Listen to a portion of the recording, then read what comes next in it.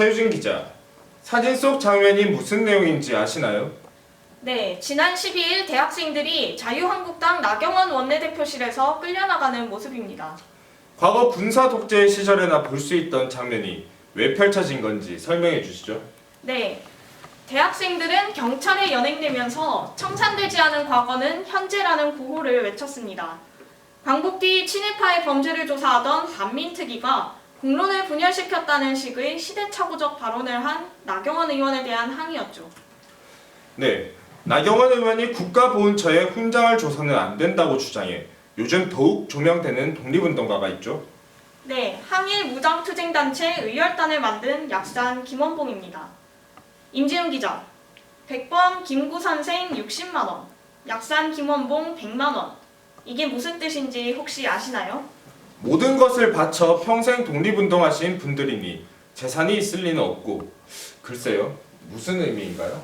네, 침략 제국주의 일본이 두 분 독립운동가를 체포하기 위해 내건 현상금 액수입니다. 네, 그렇군요. 대한민국 독립운동사의 상징과도 같은 김구 선생보다 더 많은 현상금이 걸려있던 약산 김원봉. 이를 해석하면 우리 독립운동사에 그만큼 큰 업적을 남겼다는 것이군요. 네, TV 독립열전 시리즈, 이번에는 김원봉을 두 차례로 나누어 보도하는데요. 먼저 김원봉이 걸어온 독립투쟁의 삶과 광복 뒤 왜 북한으로 가야 했는지를 김원봉의 고향 밀양에서 김유경 기자가 짚어봅니다. 비행기 공업회사 시차를 돈다. 그때 그 둘을 암살한다. 2015년 1200만 명의 관객을 모은 영화 암살. 배우 조승우가 김원봉 역을 맡아 신출귀몰한 무장독립단체장으로 빼어난 활약을 펼칩니다. 난 나라 잃은 군인이요. 도망자 신세로 떠돌아다니면서 내가 가장 자신 있게 이긴 거라고. 사람에 대한 동물적 경계입니다. 2016년 개봉한 영화 밀정. 배우 이병헌이 김원봉 역으로 특별 출연해 김원봉의 의열단 항일투쟁 활동을 전해줍니다.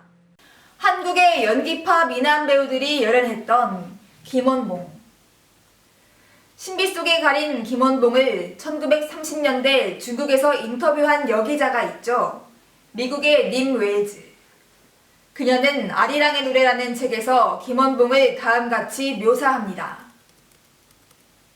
그는 고전적 유형의 테러리스트로 냉정하고 두려움을 몰랐다. 거의 말이 없었고 웃는 법이 없었으며 도서관에서 독서로 시간을 보냈다. 여인들을 좋아하지 않았지만 여인들은 그를 멀리서 동경했다. 미남으로 로맨틱한 용모를 가졌기 때문이다. 영화 속 조승우나 이병헌의 이미지와 크게 다르지 않습니다. 이곳은 약산 김원봉이 1898년 태어난 생가터입니다. 석정 윤세주의 비석은 있지만 김원봉의 비석은 없습니다. 당시 서재패 중심으로 독립협회를 만들고 만민공동회를 개최하며 조국의 자주독립과 근대화, 민주화를 추진해 나가던 역사적 격변기에 태어납니다. 방치되던 생가터는 지금 의열기념관이 들어섰습니다.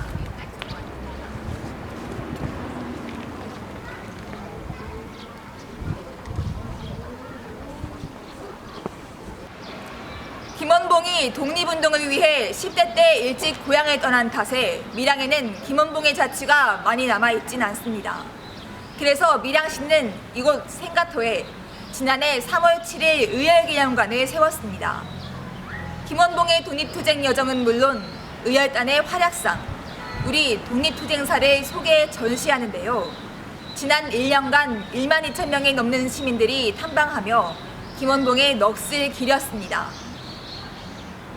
그 김원봉 선생님에 대해서 들어본 적 있어요? 네. 어떻게 알고 있어요? 학교 사회시간에서 역사 배우는데 김구보다 밀양 사람들이 김구보다 더 돈 많이 받았다. 네. 근데 김구보다 잘 안 유명하다고 했는데 그 이유가 북한 가서 살고 해서 그렇게 들었어요. 밀양초등학교와 서울의 주강학교를 다닌 김원봉은 1916년 19살에 중국으로 망명합니다. 3년 뒤 3.1운동은 남경 금능대학에 다니던 22살 열애 청년 김원봉의 삶을 바꿔놓습니다.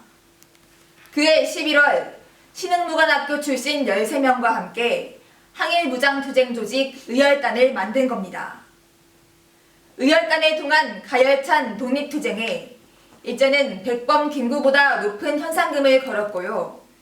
그를 체포하기 위해 혈안이 됐던 일제가 남긴 기록은 김원봉의 위상을 잘 말해줍니다. 겉보기에 우유부단하지만 지극히 사납고 치밀하다. 오한부적, 즉 대적할 자가 없을 만큼의 기획과 신출기물하는 특기도 가졌다. 조선 이용대는 조선민족 해방의 선봉대로서 천백만 자기의 동포를 환기해서 조선민족 해방을 쟁취하자는 것이요. 우리는 이 동아에서 일본 제국주의자를 완전히 구축하자는 것입니다. 김원봉의 육성과 실물이 등장하는 유일한 동영상입니다. 1938년 무장군대조직 조선의용대를 창설하고 독립운동 동참을 권하는 내용인데요. 김원봉은 김구의 대한민국 임시정부에도 참여해 조선의용대를 광복군으로 개편합니다. 일제에 맞서 치열하게 싸우던 김원봉의 삶은 엉뚱하게 해방조국에서 뒤바뀝니다. 이곳은 서울 중부경찰서입니다. 김원봉이 친해경찰 노덕술에게 광복 뒤 1987년 치욕적인 고문을 당했던 수도경찰청 자리입니다. 노덕술은 일제시대의 악랄한 고문으로 독립운동가들을 탄압했는데요. 일제에도 잡히지 않았던 김원봉이 경찰이 된 일제부역자에게 고문당하며 느낀 참담함은 감내하기 어려운 것이었습니다. 너무나 억울해 사흘 밤낮을 울었다는 그는 과거 중국인 비서에게 이런 편지를 씁니다. 북한은 가고 싶지 않지만 남한 정세가 매우 나쁘고 심지어 나를 위협하니 살 수가 없어 시골로 간다. 친일파들이 다시 활개를 치는 남한, 독립운동가를 공산주의자로 몰아 탄압하는 암울한 현실.